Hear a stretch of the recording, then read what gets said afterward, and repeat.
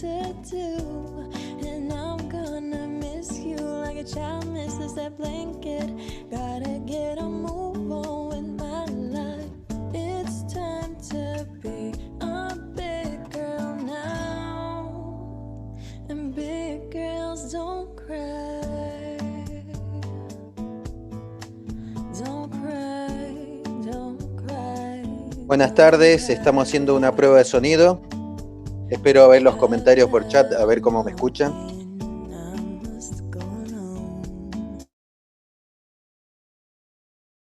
Baby steps till I'm full grown.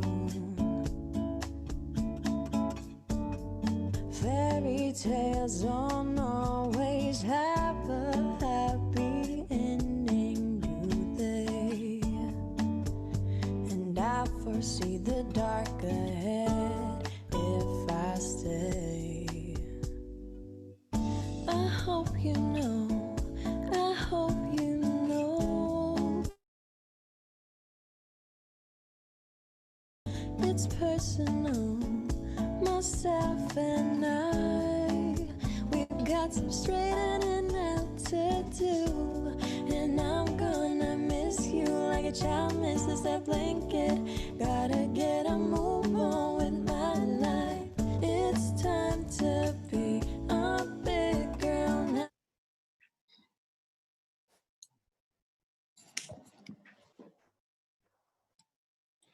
Buenas tardes, estamos haciendo pruebas de sonido. ¿Se escucha bien, Sergio?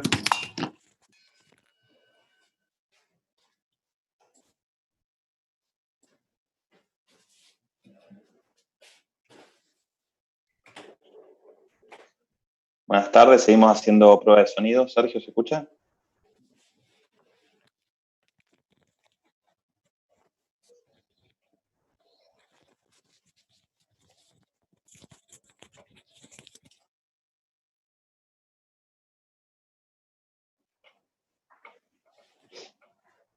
Bueno, se está conectando un montón de gente. Marcelo, te propongo que aguardemos unos minutos más para comenzar. Dale, perfecto.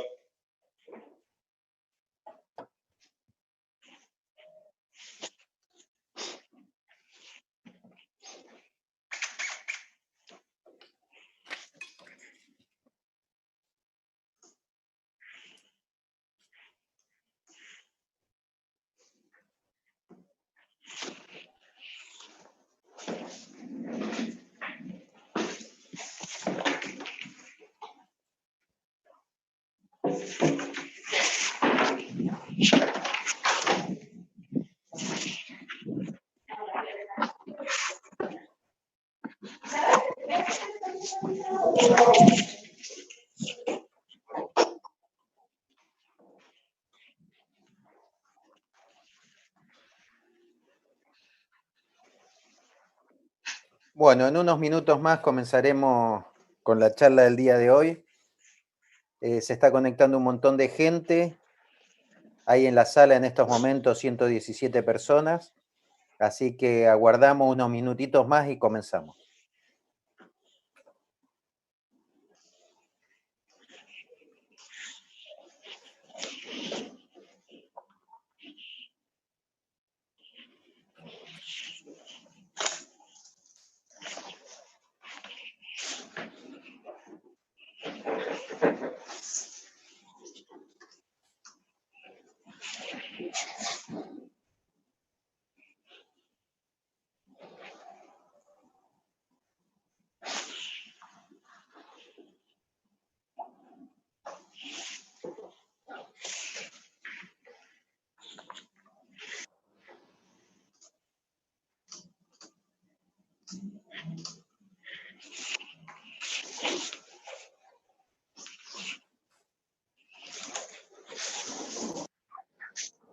Bueno, mientras se siguen conectando, les pido a los que están presentes que por favor se renombren, porque en muchos de los casos aparece Galaxy, aparece Motoril, distintos nombres que se conectan a través del celular. Acá estoy viendo un Samsung.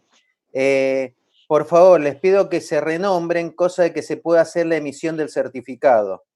Así que es muy fácil, uno va a la imagen de uno, los 3 puntitos, y ahí se pone renombrar, cosa de que podamos hacer la emisión del certificado correspondiente.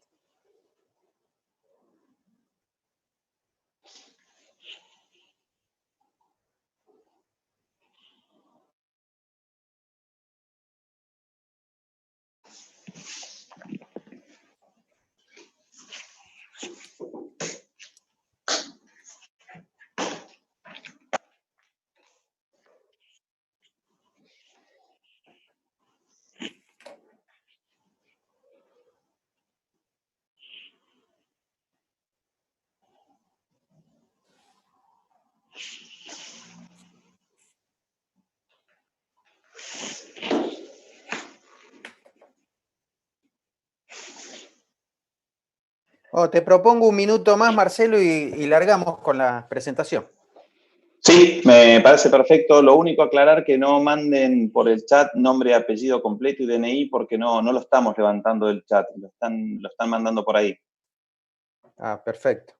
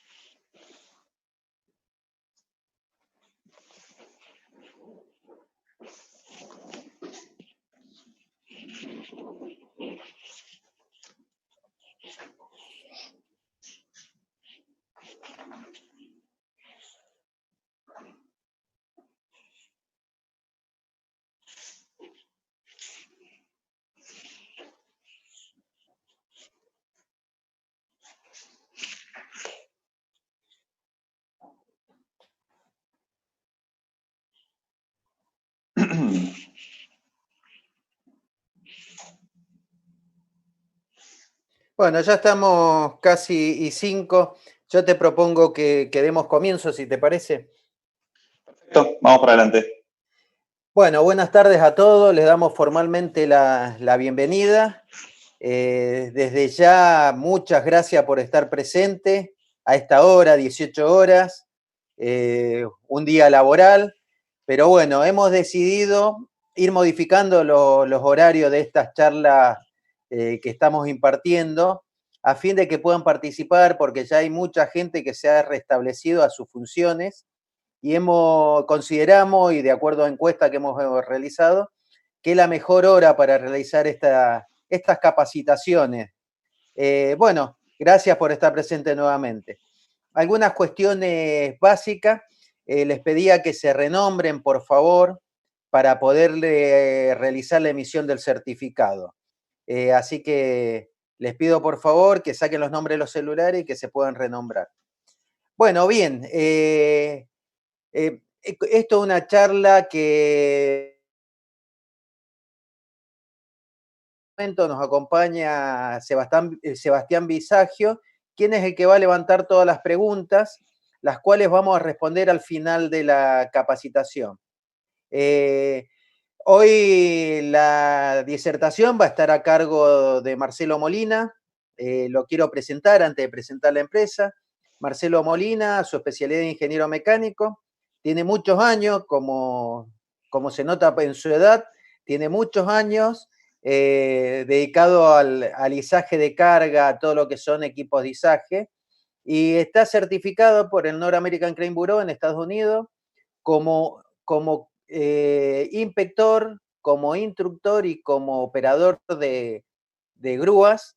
Al mismo tiempo, también tiene la certificación internacional de NSL de Escocia y ha trabajado en el Comité de Normalización de Irán, en la elaboración de distintas normas en el país, y dentro de ASME, en el Comité de Traducción del volumen B30 de las normas ASME, en el cual se hizo la traducción oficial de la ASME B30.5.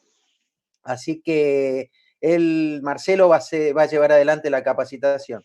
Les cuento un poquito de la empresa. Worley es una empresa que se dedica a la inspección de equipos de izaje, maquinaria vial, a la capacitación de operadores y a la certificación de personas. Worlís cuenta con 2 acreditaciones ante el Organismo Argentino de Acreditación. El logo que pueden ver abajo es el Organismo Argentino de Acreditación, es como organismo de inspección, la acreditación como organismo de inspección. Somos el organismo de inspección 007 en el país y poseemos uno de los alcances más amplios del mercado en todo lo que es inspección de equipos de izaje, accesorios y maquinaria vial. También somos, el logo que está arriba a la derecha, somos un organismo de certificación de personas acreditados en equipos de izaje. Único organismo de certificación de personas en el país acreditado en equipos de izaje. Y Worlís desarrolla actividades a lo largo y ancho de todo el país. Tenemos distintas bases, como nos gusta llamar. Tenemos bases en Salta, en Mendoza, en Neuquén, Comodoro Rivadavia, Bahía Blanca. Bueno, su casa central está en Buenos Aires y tenemos representación comercial en Uruguay. Falta agregar acá la base que tenemos recientemente creada en Rosario. Así que eso es Worlís, no quiero extenderme con presentación de la empresa y vamos directamente al tema que nos ocupa hoy, que es la norma ASME B30.30, una norma nueva a la cual le dejo la palabra a Marcelo para que nos cuente de esta normativa. Bueno, todo tuyo, Marcelo, suerte. Bueno, gracias. Bueno, buenas tardes a todos. A pesar de que yo sé que se nota en la pantalla, Sergio es más grande que yo, bastante. Bueno, vamos a empezar esta charla y antes que nada quiero hacer una aclaración. Estuve viendo en el chat que hay personas desde España, desde Uruguay, desde México, desde Perú que nos están escuchando. Y lo importante es que esta charla nos vamos a abstraer, o me voy a abstraer absolutamente de lo que es cualquier aspecto legal que pueda haber en nuestro país, en Argentina, de donde estamos transmitiendo esta charla, o en cualquier otro país, y simplemente dedicarnos a un tema eminentemente normativo y técnico. Van a ver que la presentación cuenta con bastante información escrita, y esto es para representar absolutamente y fielmente lo que está en la norma. Por supuesto que no está el 100%, pero la intención es que veamos la parte más importante. Les cuento un poco la norma B30.30. Fue publicada, o entró en vigencia, o mejor dicho, fue publicada en marzo del año pasado, 2019, con fecha de entrada en vigencia marzo de este año. Ahora vamos a ver cómo se integra esta norma con el resto de la normativa de ASME. La norma habla de cables de acero y también habla de sogas. En realidad, la norma en inglés es ropes, la traducción sería cuerdas o cables, pero no especifica de qué, y después tiene 2 capítulos separados, uno dedicado a lo que es cables de acero y otro dedicado a lo que son cuerdas sintéticas, sobre todo las de alto rendimiento, porque muchos equipos de izaje, grúas, puentes grúas, se están entregando y se están produciendo, en lugar de ser entregados con cable de acero, se están entregando con cuerdas sintéticas, siempre y cuando se den las condiciones para poder usarlas. Esta nueva norma, ¿qué incluye? El volumen B30.30 incluye disposiciones que se aplican a la construcción, selección, instalación, fijación, prueba, inspección, mantenimiento, reparación y uso y reemplazo de cable metálico, cable híbrido y cable de fibra sintética. Después voy a definir lo que es cable híbrido. En esta presentación no voy a estar hablando de cables de fibra sintética porque no hay tiempo. Y componentes para levantar cables usados en conjunto con equipos de levantamiento abordado en los volúmenes de la norma ASME B30.30. Y es una clave, y sobre todo lo que está al final, que dice: estas disposiciones se aplican a un volumen particular cuando se hace referencia a B30.30 y se especifica en ese volumen. ¿Qué significa esto y cómo va a entrar en vigencia esta norma? A ver, vamos a tomar de referencia la norma ASME B30.5, que es la norma de grúas móviles. O cómo trabaja ASME, sobre todo para quienes no están familiarizados con la norma ASME y cómo surgió esto. ASME trabaja hasta ahora en que en cada norma de cada equipo, en donde ese equipo utiliza cables de acero para levantamiento de la carga, dentro de la parte inspección de esa norma, da los criterios de inspección para cables de acero, para el cable de acero montado en ese equipo. Entonces, cuando uno va a la norma B30.5, que es la de grúas, va a encontrar las indicaciones referidas a lo que es la inspección y a los criterios de rechazo que se deben tener en cuenta en una inspección del cable de acero montado en una grúa. Lo mismo pasa cuando voy a la 30.2 de puente grúa, o cuando voy a la norma que sea que haga referencia o que tenga como componente un cable de acero. Entonces, en cada una de las normas teníamos mucha información que era similar, salvo a lo que eran los criterios de cortes de alambre, que en cada norma podían llegar a ser diferentes, o había algunas diferencias.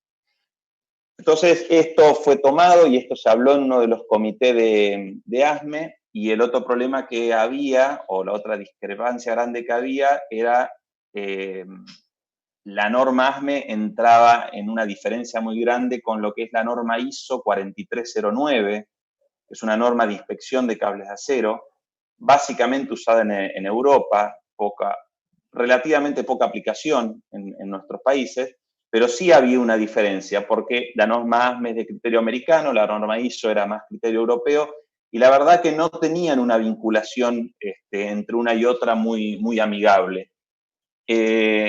ASME lo que hizo, quiero aclarar, es que la norma ISO 4309, desde mi opinión y punto de vista, y absolutamente subjetivo, por supuesto, porque es opinión, es un excelente estándar, pero que en su aplicación de campo, para las aplicaciones, para las inspecciones continuas o periódicas, no es tan sencilla su aplicación, pero se puede hacer.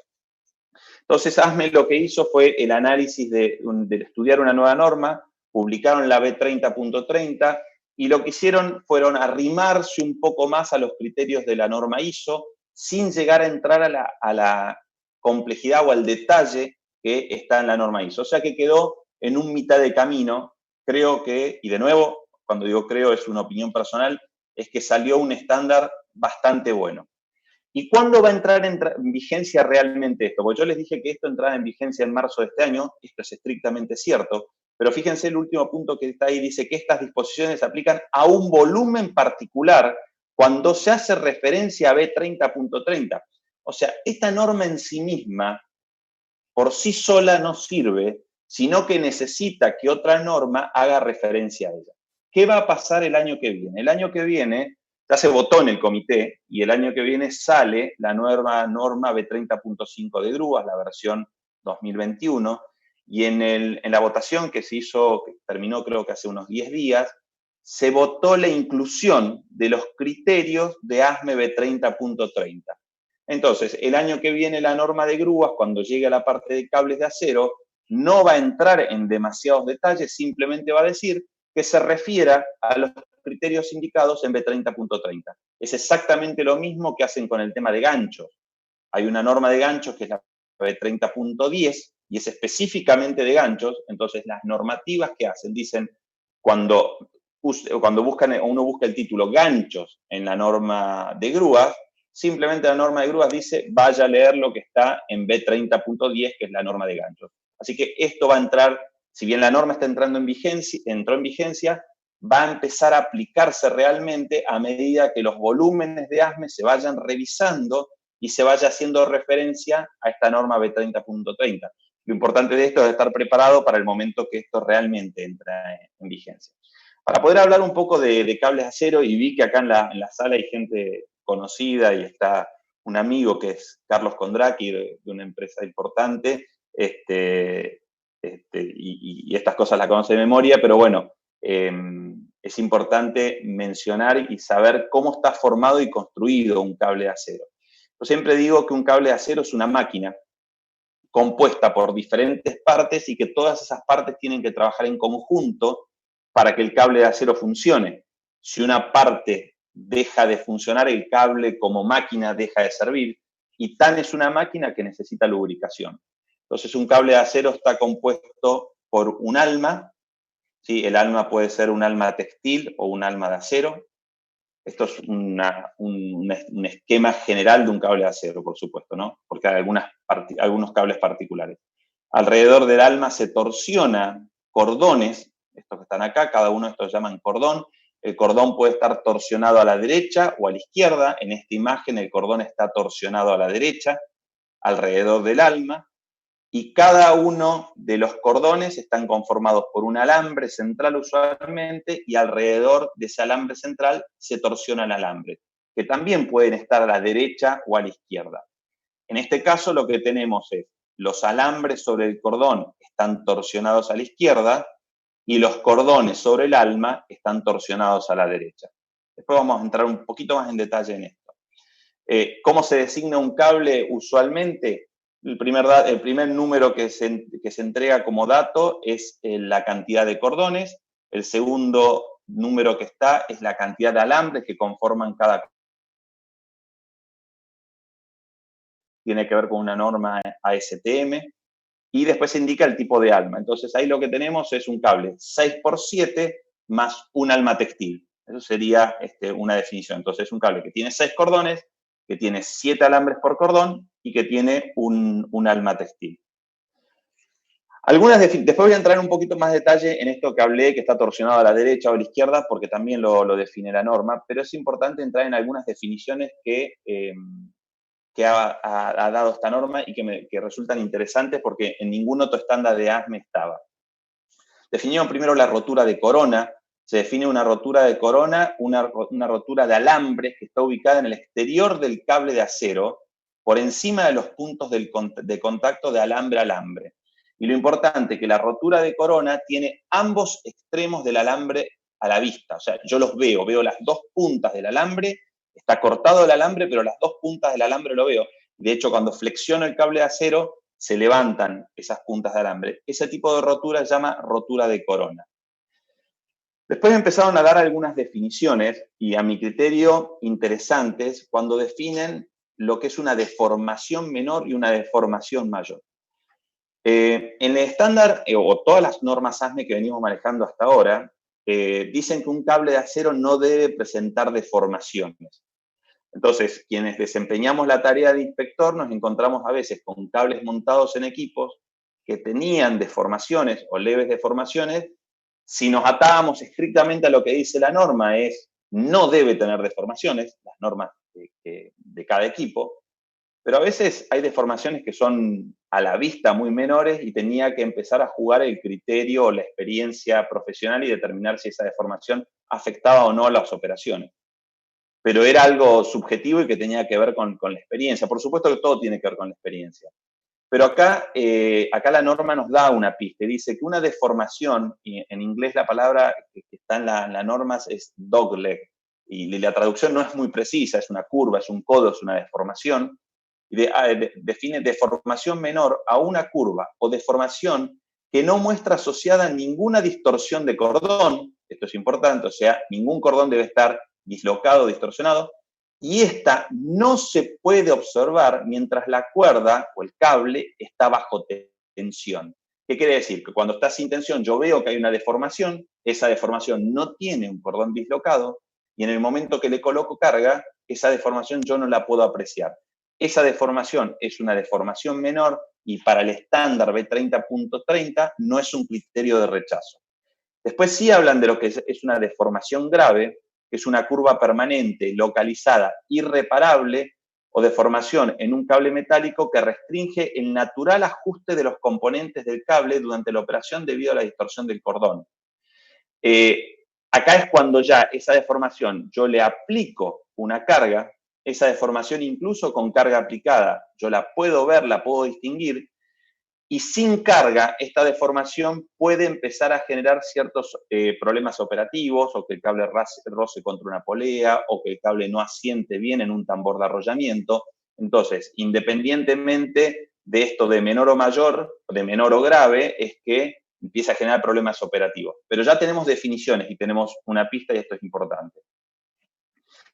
Después define lo que es un servicio de cable pesado. Un servicio de cable pesado es cuando un cable de acero opera entre el 85 y el 100% de su capacidad nominal, o en exceso en 10 ciclos de elevación por hora. Esto quiere decir que no se tienen que cumplir ambas condiciones. Que se cumpla una de las dos condiciones se define como servicio de cable pesado. Esto sirve para después definir con qué periodicidad se deben inspeccionar los cables de acero. El segundo es el servicio de cable normal, que es cuando un cable opera a menos del 85% de su carga nominal y no más de 10 veces o no más de 10 ciclos de operación por hora.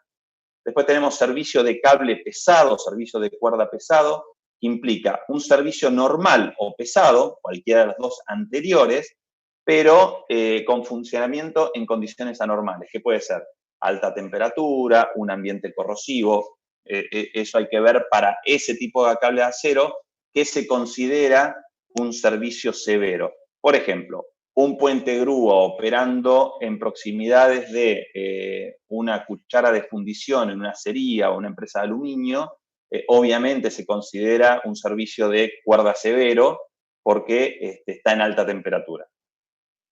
Después se define el cable híbrido. El cable híbrido es un cable de alambre que consta de componentes sintéticos y de acero. O sea, es una mezcla de ambos. No es un alma textil, sino que la parte textil que tiene o los componentes sintéticos que tienen el cable híbrido forman parte del cálculo de fuerza de ruptura. A diferencia del alma textil en un cable estándar o tradicional, que el alma textil simplemente es portante y eventualmente lubrique interiormente un cable de acero por absorción de los lubricantes. Después tenemos lo que son los tendidos. Acá los voy a definir, no voy a explicar demasiado porque después vamos a tener una imagen que es más sencillo. El tendido es un poco lo que mencioné hace un rato, que es la torsión a la derecha o torsión a la izquierda. Básicamente existen dos tipos de tendidos. El tendido regular es un tendido donde los alambres en el cordón se colocan en la dirección opuesta al tendido de los cordones. La imagen que vimos cuando mostré la estructura de un cable de acero era de un cable regular, porque los alambres estaban a la izquierda y los cordones a la derecha.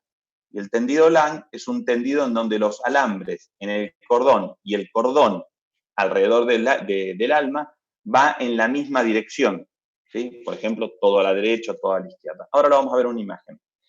Y después la norma define el cable de acero resistente a la rotación. Este es un cable que obviamente ya viene hace mucho y se usa muchísimo en las normas de grúa, por ejemplo, habla de cable resistente a la rotación. Consiste en al menos dos capas de cordones donde la capa externa de los cordones se coloca en sentido opuesto a la capa subyacente. Ahora vamos a ver una imagen que va a ser muchísimo más sencillo. Veamos lo que es el tendido regular. El tendido regular es el tendido en donde los cordones se torsionan a la derecha o a la izquierda, pero los alambres en el cordón se torsionan en el sentido opuesto. Entonces, tenemos los cables de tendido regular derecho, que los cordones van a la derecha, pero los alambres están tendidos a la izquierda, y el cable regular izquierdo, que el cordón está tendido a la izquierda, pero los alambres están tendidos a la derecha. El resultado de esto es cuando uno visualmente lo mira y mira el cable de acero, lo que observa es que cada alambre está paralelo a la dirección de tendido del cable. Esto es una forma sencilla de darse cuenta. El otro tendido es el tendido tipo Lang, que es el tendido en donde todo va en la misma dirección. Los cordones van a la derecha, en este caso Lang derecho es los cordones van a la derecha, los alambres van a la derecha, entonces tenemos un cable de tendido Lang derecho, y el otro caso es Lang izquierdo, los alambres a la izquierda y los cordones a la izquierda. ¿Cuándo se usa uno y otro? Por supuesto que está definido y no es objeto de este curso. Sí les puedo decir básicamente una diferencia general entre lo que es el tendido Lang y el tendido regular. El tendido Lang obtenemos como resultado un cable muy flexible, a diferencia del tendido regular, que es un cable no tan flexible, pero con una muy buena resistencia a lo que es a la abrasión. Una definición que ya empieza a incluir la norma y que los fabricantes de cable de acero lo vienen haciendo hace mucho, es la forma de definir el cable. Hasta recién hablábamos de lo que era tendido regular o tendido Lang.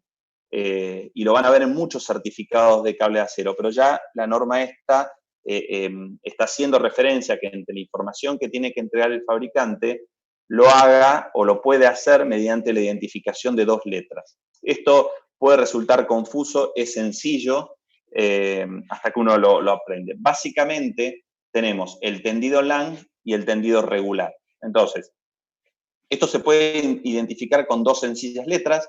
La primera letra, ¿sí?, que está acá está identificada en rojo, significa que la que va adelante y debe ser en minúscula o de menor tamaño, no es que tiene que estar en ese color. Entonces, la primera letra, que es de menor tamaño, indica la dirección del alambre. Y esto es fácil de acordarse. La letra más chica indica la dirección de tendido del componente más chico, que es el alambre. Y la letra más grande, que es la que está a la derecha, indica la dirección del cordón. De nuevo, más fácil es la letra más grande, el componente más grande, que es el cordón.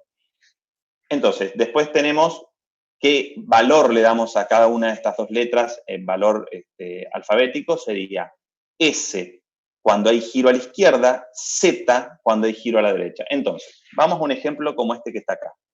Si los alambres giran a la izquierda, como este dibujo que está acá, en la primera letra, que es dirección de alambre, me tiene que indicar el tendido de alambre a la izquierda, S. Y como los cordones están a la derecha, la segunda letra me tiene que indicar el sentido de tendido de los cordones, que es Z. Entonces tenemos un cable SZ, uno de los cables más comunes que hay, que es el cable regular derecho, también conocido como cable SZ. S minúscula, Z mayúscula. Esto obviamente lo van a encontrar en un montón de bibliografía y en internet está lleno de esto. Es fácil de entenderlo, hay que analizarlo un poquito nada más. Otra definición que da la norma es lo que define como rotura de valle. Esto sí es una definición tomada de la norma ISO 4309. Esto es algo que ASME no se metía o no lo definía. Una rotura de valle es una rotura que ocurre en o debajo de los puntos de contacto entre cordón y cordón. O sea, ocurre abajo, donde los cordones entran en contacto. Y una de las características que tiene la rotura de valle es que yo veo el alambre cortado saliendo desde el contacto de cordón y cordón, pero veo una sola punta de alambre, a diferencia de la rotura de corona, que yo veía las 2 puntas de alambre. Y después van a ver que esta definición se usa para lo que son los criterios de rechazo de un cable de acero. ¿Qué cables de acero están incluidos en esta norma? El cable de acero estándar. ¿Y qué se define como cable de acero estándar? La norma dice que un cable se considera estándar cuando se cumple alguna de las siguientes características. Que el cable tiene un núcleo de acero que tiene la misma dirección, o sea que no es un cable resistente a la rotación, que tiene la misma dirección de tendido, el cable y demás, que tiene un núcleo de fibra, que no tiene núcleo, o que tiene fibras sintéticas que soportan cargas en los cordones, lo que definí hace un rato como un cable híbrido. Si algún cable de acero cumple alguna de estas 4 características, la norma lo define como un cable de acero estándar. Y después define lo que es el cable de acero resistente a la rotación. Lo mencioné hace un ratito, no hace falta que leamos todo lo que está acá, pero acá hay una imagen muy sencilla para darse cuenta de lo que es un cable de acero resistente a la rotación. Es un cable que se construye con varias capas de cordones, en donde las capas se le va alternando, o el fabricante va calculando, para obtener un par lo más neutro posible, un par de torsión lo más neutro posible, se va torsionando una capa en un sentido, la capa siguiente en el sentido contrario. Lo que se busca es que entre la capa exterior y las capas interiores se obtenga un par resultante de tendencia a la rotación neutro o lo más neutro posible.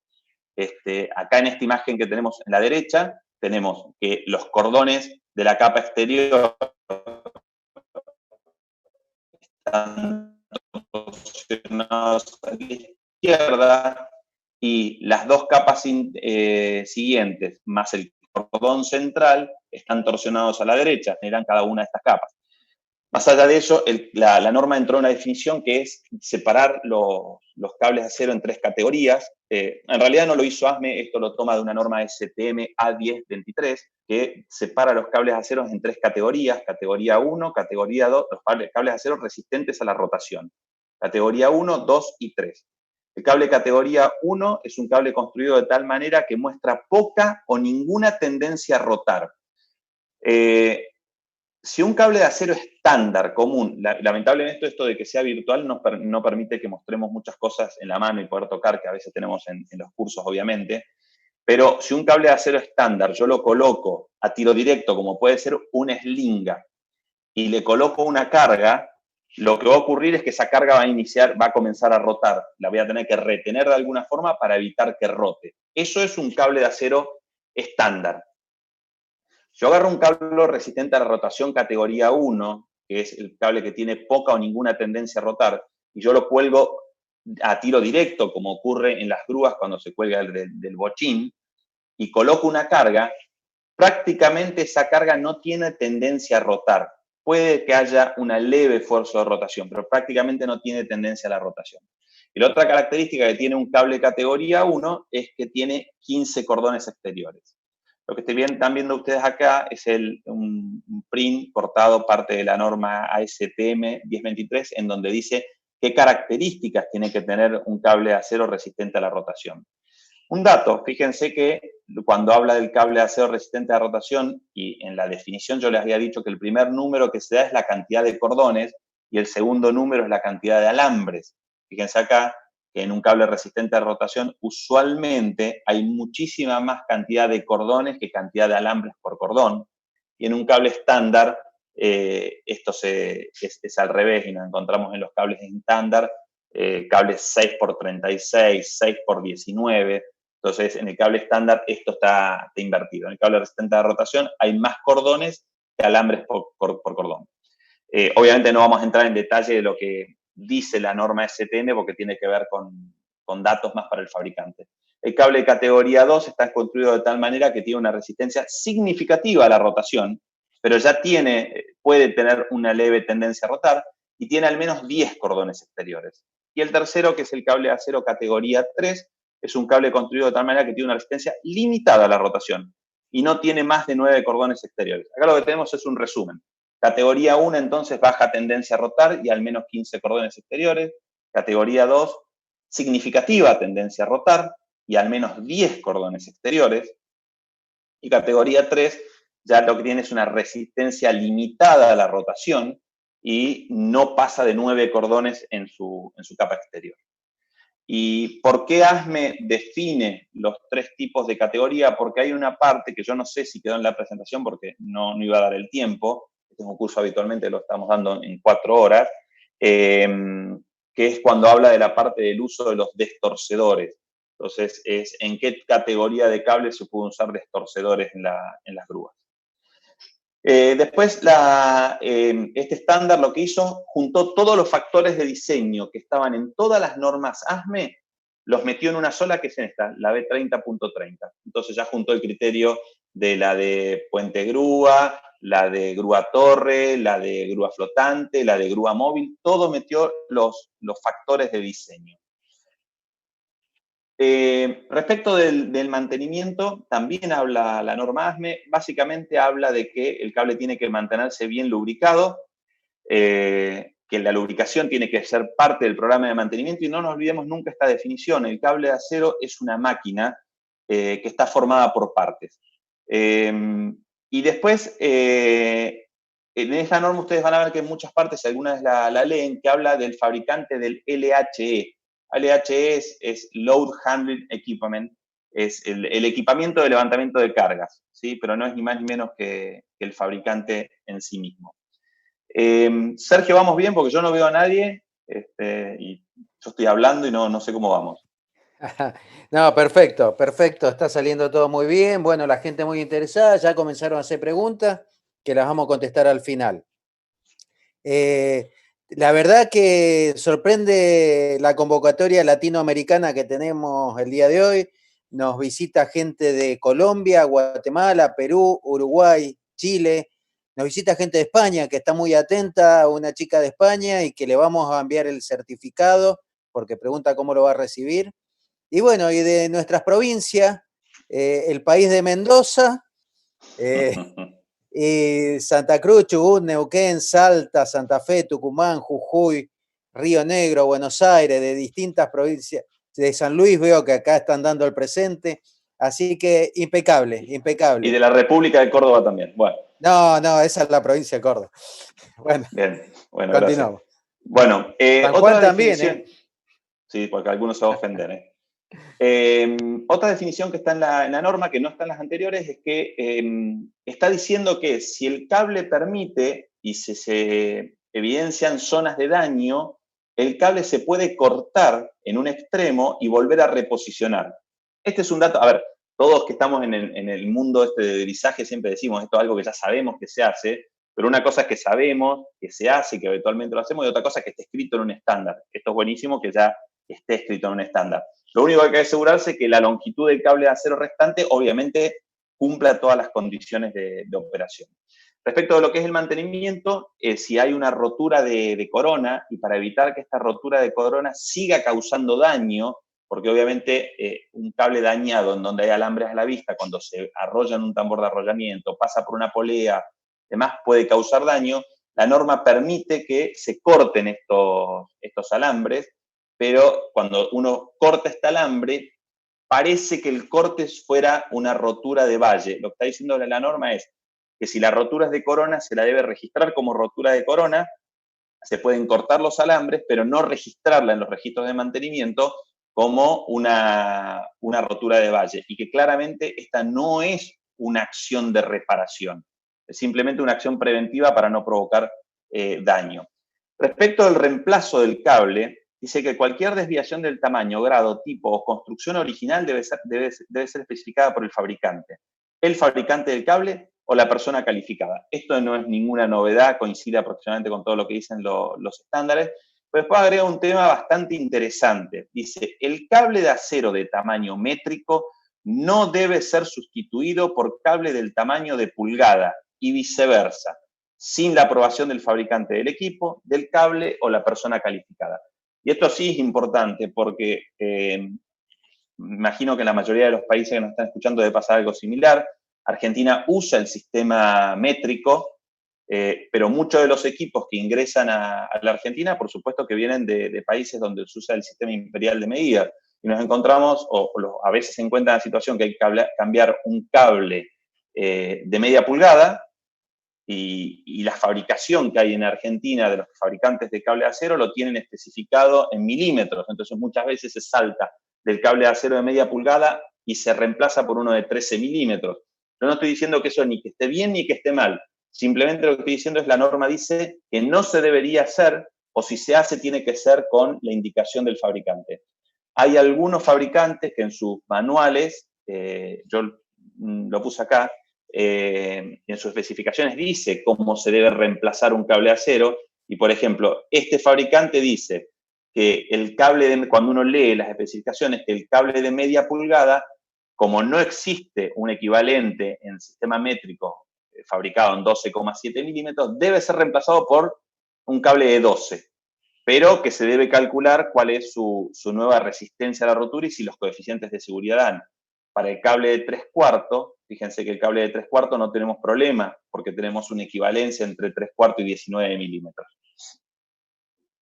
Respecto al certificado del cable de acero, el certificado entregado por el fabricante tiene que proveer los siguientes datos: número de certificado, nombre y dirección del comprador, fecha suministrada por el fabricante del cable, nombre y dirección del fabricante del cable, número trazable a la ejecución de la producción, estándar bajo el cual el cable se fabricó, ASTM, ISO, EN, diámetro nominal del cable, clasificación, 6x19, 6x37, 35% resistente a la rotación. Si es resistente a la rotación bajo la categoría STM A1023, si es categoría 1, 2 o 3. Si se puede o no utilizar destorcedor. El destorcedor solamente se puede usar en cables resistentes a la rotación categoría 1, salvo que algún fabricante lo especifique. ¿Qué tipo de terminación superficial? Si es brillante, galvanizada. ¿De qué tipo de alma o qué tipo de núcleo tiene? Y esto es importante porque tenemos que saber si ese cable lo vamos a poder poner en usos en alta temperatura. Dirección de tendido, SZ, ZZ, ZS, que es lo que había mencionado hace un rato. Fuerza mínima de ruptura, dato fundamental, cuál es la capacidad de ruptura del cable de acero, y peso aproximado por pie o por metro, según sea el país donde se use el sistema de unidades. Bueno, esto lo mencioné, lo de los destorcedores, solamente se pueden utilizar en cables resistentes a rotación categoría 1. Y tiene bastante lógica porque los cables categoría 2 y categoría 3 tienen tendencia a rotar. Los destorcedores usualmente se usan en líneas sometidas a carga o sometidas a tensión, pero que no son líneas en movimiento. Entonces, si el cable no fuera de categoría 1, el cable solo empezaría a rotar en sí mismo y se terminaría dañando. Por eso solamente cables categoría 1 se pueden utilizar en los destorcedores.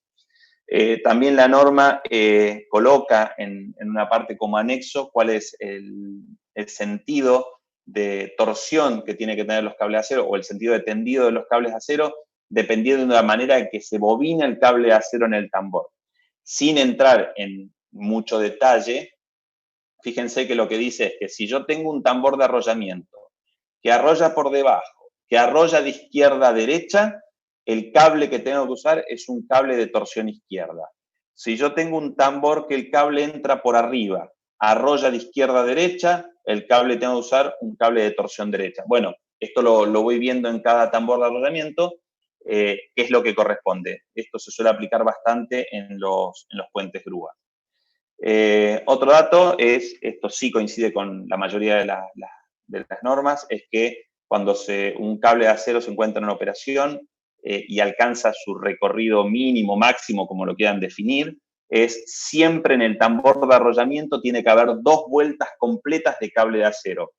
Esto es lo que establece la norma ASME, a diferencia de los criterios que se utilizan en Europa, que pide 3 vueltas completas en el tambor de arrollamiento. Ahí sí tenemos una diferencia. Respecto de las inspecciones, yo permítame saltar algunos puntos porque estoy mirando la hora y yo les decía que es largo, así que me quiero concentrar en unos puntos más importantes. Los tipos de daño que se deben buscar en un cable de acero es distorsión de los cordones, alambres rotos, ahora vamos a ver específicamente cuántos alambres pueden estar rotos, corrosión, daños graves o deterioro en las conexiones finales, acá se ve un ejemplo en un terminal de cuña, evidencia de daño por calor, cambio localizado en la condición de lubricación. Digamos, esto es lo que debemos buscar en un cable de acero. Y cuando se descubre un daño, una persona calificada es la que inspeccionará las secciones afectadas para determinar si el cable debe retirarse o no de servicio.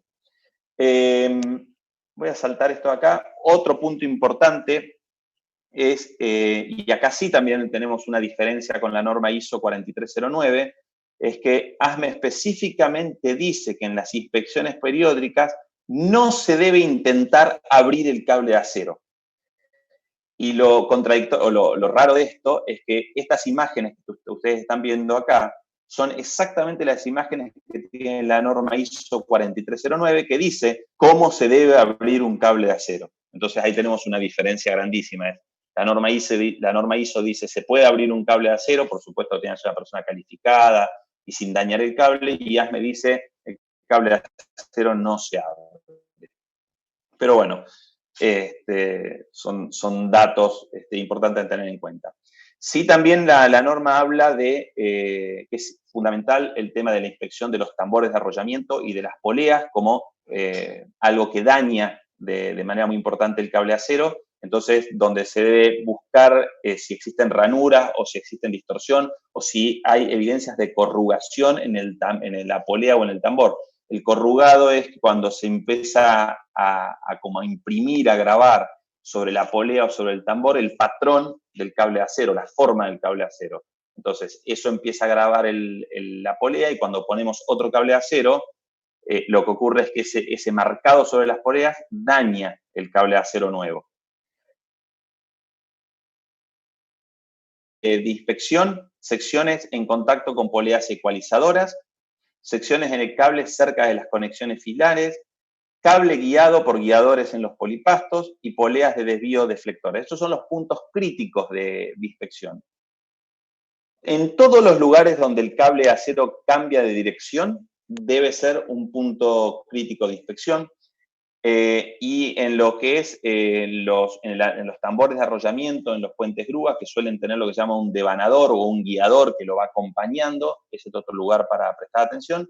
Y fundamentalmente la experiencia nuestra es en lo que son las poleas ecualizadoras, ¿sí? Que sería este esquema que está acá, que son poleas que si bien tienen movimiento, el cable no pasa, o sea, pasa sobre ellos, pero no está rotando permanentemente. Lo único que hace esa polea ecualizadora, hace ni más ni menos lo que da la definición como polea, es ecualiza o iguala para que los dos ramales o los dos lados tengan, o los lados que sean necesarios, tengan la misma tensión. Entonces, sobre esa polea lo que hay es un leve movimiento, pero siempre está sometido a tensión.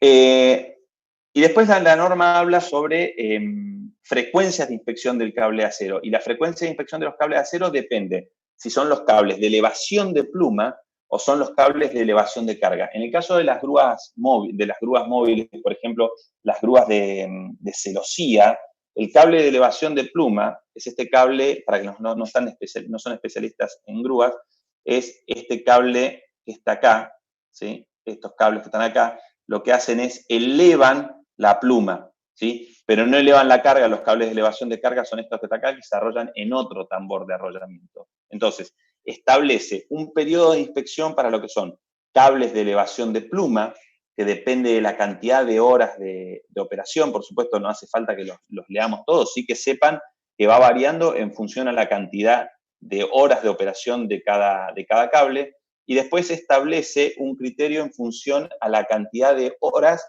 o meses de un cable de elevación de carga, ¿sí? Y sorprendentemente, aunque no lo crean, es mucho más estricto o mucho más frecuente la inspección de los cables de elevación de pluma que los cables de elevación de carga.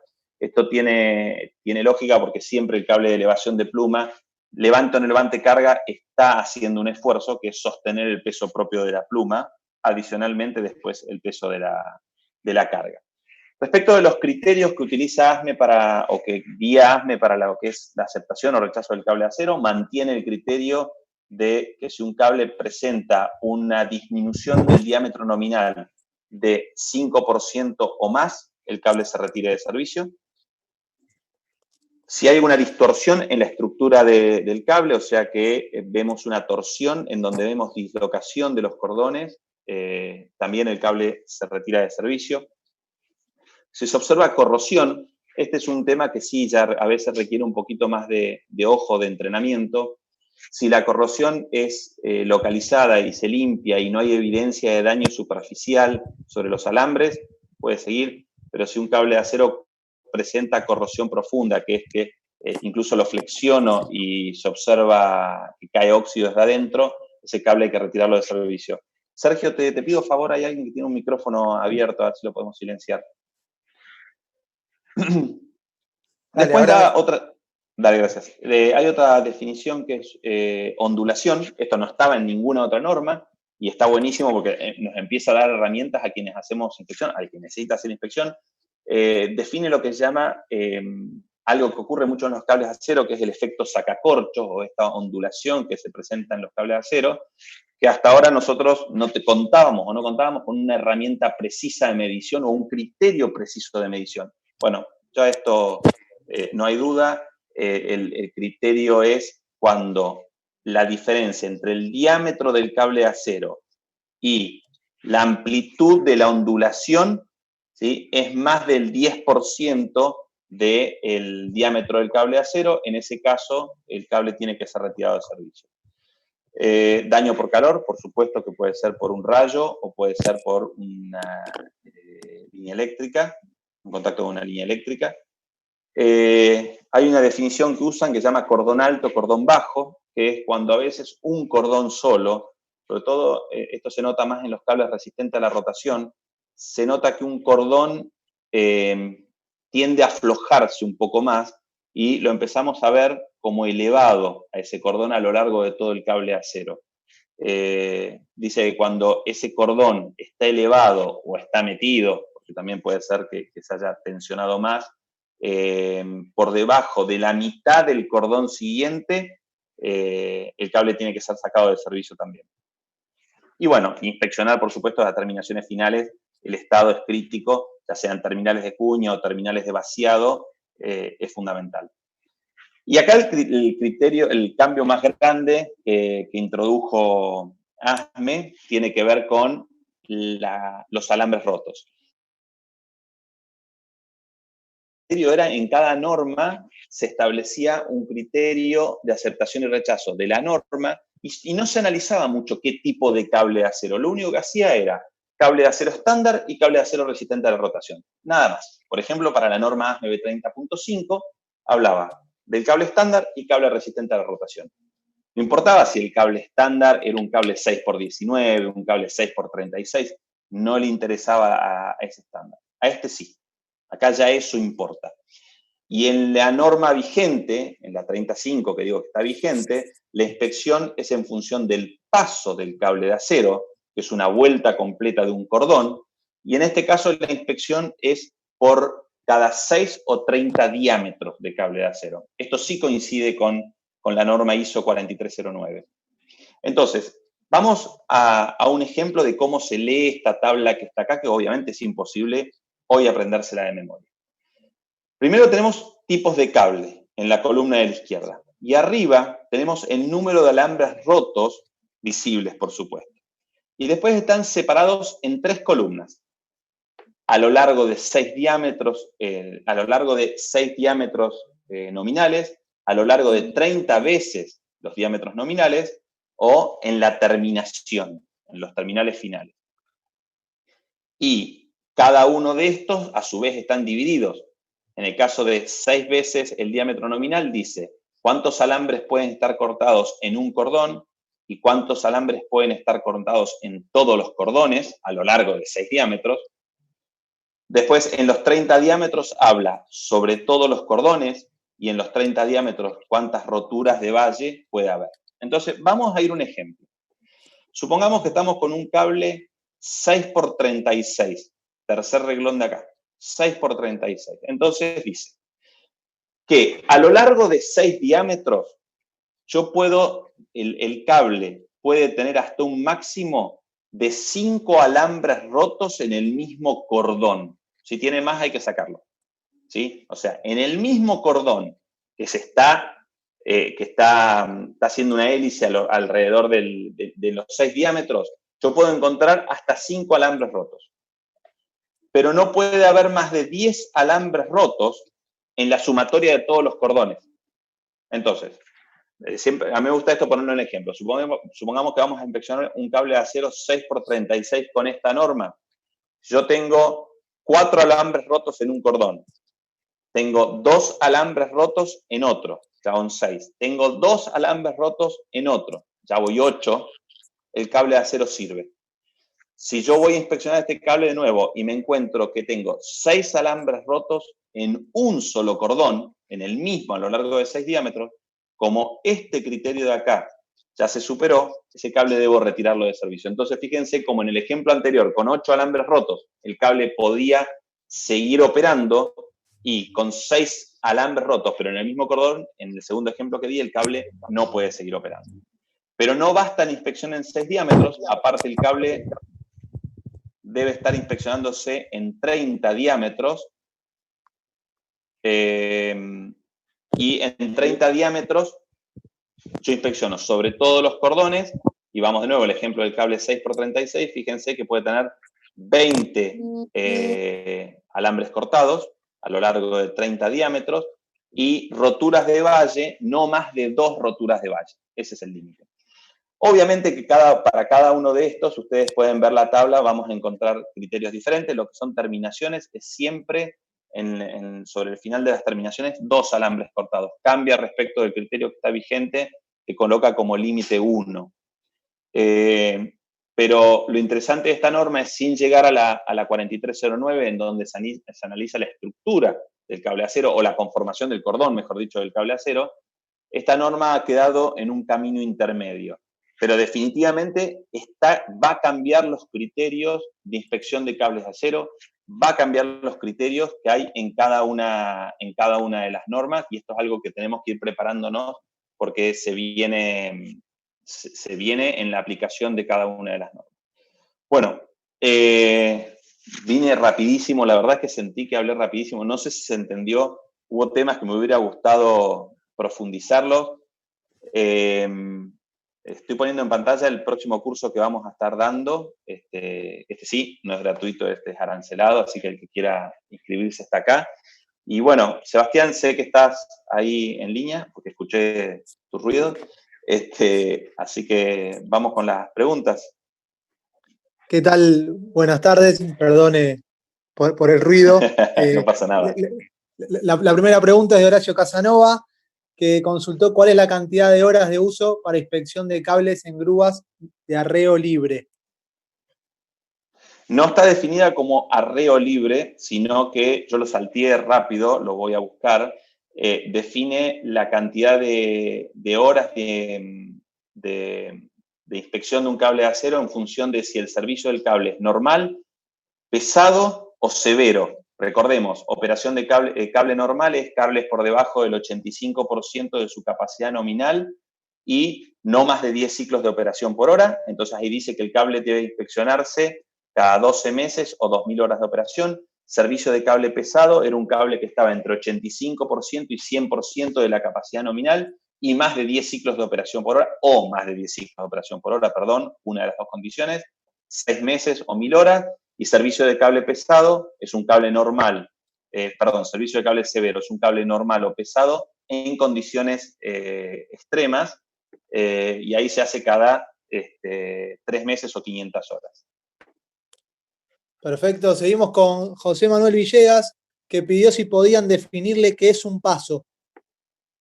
El paso es una vuelta completa de un cordón, desde que el cordón inicia y da una vuelta completa alrededor del cable y sale en el mismo lugar. Esa longitud, esa medida longitudinal se define como paso. A ver, es como un tornillo. Es una vuelta completa de un filete, acá es la vuelta completa de un cordón. Dale,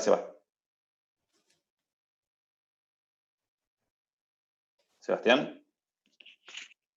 ¿Lo perdimos? Me parece que lo perdimos. ¿Vos tenés preguntas, Sergio? Pará. Pará que se salió apagado sin querer. Ahí está. Ahí volví, se me había ido el audio. Ok. Seguimos con Fabián Angarita, que preguntó si la norma estipula la cantidad en metros que se puede cortar. No, la norma estipula que se pueden cortar cables de acero y la cantidad de metros que podés cortar es todo aquel cable que te vaya a dejar operar en condiciones normales del equipo. O sea, el equipo tiene que quedar operativo al 100%. ¿Sí? Si yo corto 2, 3, 5, 10 metros, mientras quede operativo y me deje las 2 vueltas completas en el tambor de arrollamiento cuando el cable está en lo más bajo, no hay una longitud exacta. Bueno, seguimos con Gustavo Ariel García, que consultó qué tipo de lubricante se puede utilizar. Lubricante para cables de acero. Es un lubricante especial, cada fabricante provee su tipo de lubricante o cada importador provee su tipo de lubricante. Es un lubricante específico para cables de acero que tiene una alta capacidad de penetración. Excelente, seguimos con Mario Veroz, que preguntó cómo se evita la abrasión del cemento. ¿Cómo se evita la abrasión del cemento? No tiene que haber cemento. La verdad es que no entiendo muy bien la pregunta. No sé vos, Sergio.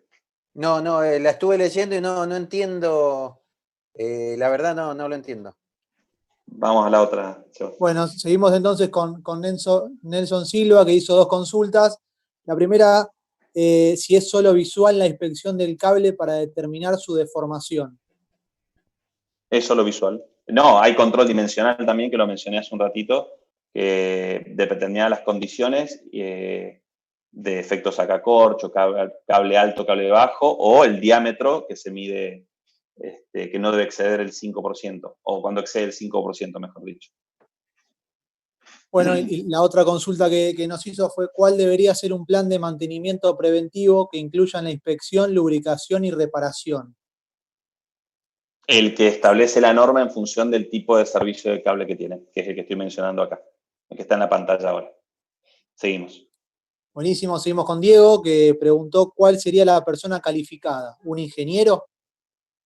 Vos sabés bien la definición de persona calificada, Sergio. Sí, una persona que por ejercicio de su función tiene la competencia necesaria para poder realizar la inspección. En ningún lado dice que tiene que ser un ingeniero.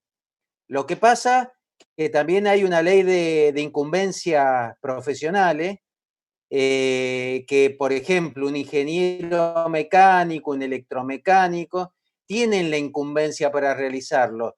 Pero lo importante de esto, como se define persona calificada, es que tenga los conocimientos adecuados. Así que no necesariamente debería ser un ingeniero. Adelante. Dale, Seba. Bueno, perfecto, seguimos con Juan Carlos, que consultó, las galgas de inspección de polea son aceptadas durante la inspección si tienen que estar calibradas y si en Argentina calibran estas mismas. Es buena la pregunta. No hay ningún organismo que calibre las galgas. Generalmente las proveen los fabricantes o los importadores, que hay varios en Argentina, pero no hay un organismo que calibre las galgas. Discúlpame, Marcelo, está conformada de dos preguntas, que si se utiliza para inspección, sí, se utiliza porque es un método que permite visualmente comparar, pero no es que se permita medir una polea con una galga. Así que sí, se usa para inspección y no se pueden calibrar. Adelante. Bueno, seguimos con Rodrigo Cosentino, que pregunta, ¿con un cable de terminal de cuna se le puede poner un terminal de vaciado y si viene algún kit para colocar? Terminal de cuña con terminal de vaciado. Eso habría que ver las especificaciones del cable. No te lo podría responder exactamente. Entiendo que no todos los cables son aptos para trabajar con terminales de vaciado, pero no tengo el dato exacto y eso sí hay que caer en las manos del fabricante y asesorarse con ellos, que son los indicados. Bueno, seguimos con Raúl Ariel Guerra, que pregunta si existe un mantenimiento preventivo para el tambor. No, limpieza y lubricación y la medición, pero no hay un mantenimiento específico preventivo. Eventualmente se puede realizar que no es mantenimiento, en realidad es inspección, un ensayo o algún tipo de ensayo no destructivo, pero no hay un mantenimiento específico sobre la superficie del tambor. Bueno, seguimos con Luis Rivero, que pide por favor si se podría explicar el mantenimiento a los cables al cortar alambres roto en la corona, si esto sería aplicable como criterios de inspección a los cables y equipos fabricados a partir del 2020. A ver, esta norma ya entró en vigencia y cuando la entrada en vigencia de esta norma a los equipos depende de la norma del equipo. A ver, yo creo que entiendo la pregunta y voy a poner un ejemplo. El año que viene, en algún momento del año que viene, se va a poner en vigencia la norma B30.5-2021. La norma B30.5-2021, cuando salga, hay una parte que dice fecha de entrada en vigencia. Usualmente son 6 meses después de que la norma se publica. Pongamos un ejemplo, si se llega a publicar en febrero del año que viene, la norma va a entrar en vigencia a partir de agosto del año que viene, referencia a esta norma. Espero haber sido claro. Seguimos, Seba. Bueno, Diego nos pregunta, ¿qué inspección no destructiva se podría aplicar? ¿Cómo se llama, Sergio, el ensayo? Ensayo de... magnetógrafo, es un yugo que genera una fuerza magnetomotriz y el cable va pasando por el medio y se va sensando. Ante una discontinuidad, ahí está, la estamos viendo. Ante una disconexiones del cable en ese punto. Es un equipo muy caro y se usa para medir cable con, por ejemplo, los medios de elevación de un centro de esquí, pero no es muy común su uso. Dale, Seba. Bueno, seguimos con Mariani, que nos pregunta, ¿que un cable tenga zonas con brillo indica algún tipo de desgaste? Y si en este caso es necesario reemplazarlo. Hay que medirlo. O sea, puede ser algún indicativo que haya algo con brillo, habría que medir el diámetro del cable de acero. Bueno, perfecto. Seguimos con Sergio Galotto, que pregunta para las líneas de vida horizontal si se realiza el mismo mantenimiento. No aplica esta norma. No, es otro estándar. Seguimos.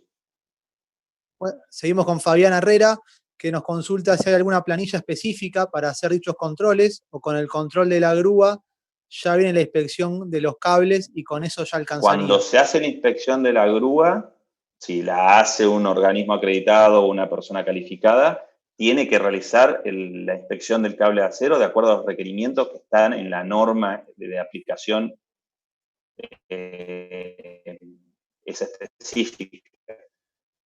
Así que sí, ya es suficiente, no hace falta que haya un documento aparte.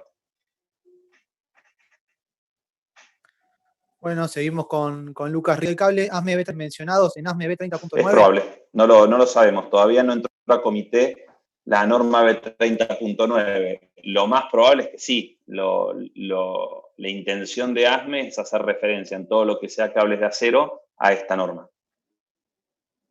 Perfecto, seguimos con Sergio Rosas Bravo, no sé si lo voy a pronunciar bien, pero él nos pregunta si el LAI es lo mismo que un paso. Sí, es lo mismo que un paso. Bueno, perfecto, seguimos con Marcelo, que nos pregunta si todo personal calificado debe estar registrado. No, el OA no registra personas, acredita empresas, organismos. No lo hace a través de personas físicas, ¿no? Que uno puede ir al organismo argentino de acreditación a acreditarse uno como persona, sino lo tiene que hacer una empresa, tiene que montar un sistema de gestión de calidad, aparte de todos los conocimientos técnicos y demás. No lo puede hacer una persona. Bueno, perfecto. Seguimos con Carlos Aguirre, que nos pregunta, en aquellos equipos donde el fabricante indica utilizar cables antirrotación, si se pueden utilizar cables que no tengan esa característica y cuál sería el criterio de inspección en esos casos. Por ejemplo, una máquina de perforación para pilotes. A ver, vamos con un cable estándar, el fabricante me tiene que autorizar. O sea, estoy dando la respuesta estrictamente normativa. Si el manual del fabricante no dice que el reemplazo del cable resistente a rotación puede ser por un estándar, no se puede reemplazar. Y lo segundo es que esta máquina, para pilotes, no entra dentro del estándar B30, en ninguno. Entonces, en principio, te diría, no aplica esta norma tan de lleno, digamos. Se podría tangencialmente aplicarla, pero no aplica de lleno. Yo diría, vamos, Sebastián, con 2 preguntas más porque ya se extendió del horario estipulado. Así que si te parece, vamos con las 2 últimas preguntas. Perfecto. Volvemos a una pregunta que hizo Raúl Ariel Guerra, que nos dice, ¿qué diámetro debe tener una polea para contener un cable antigiratorio?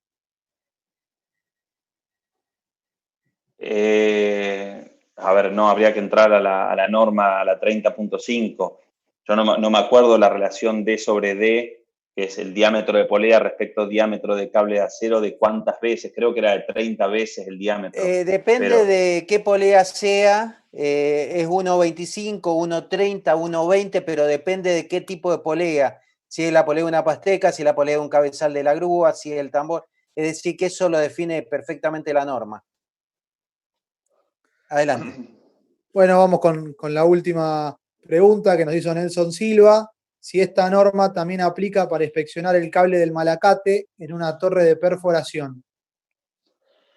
A ver, podríamos decir que el cable del malacate podríamos llevarlo a la norma ASME B30.7, que es la de malacates montados sobre la base o tambores montados sobre una base.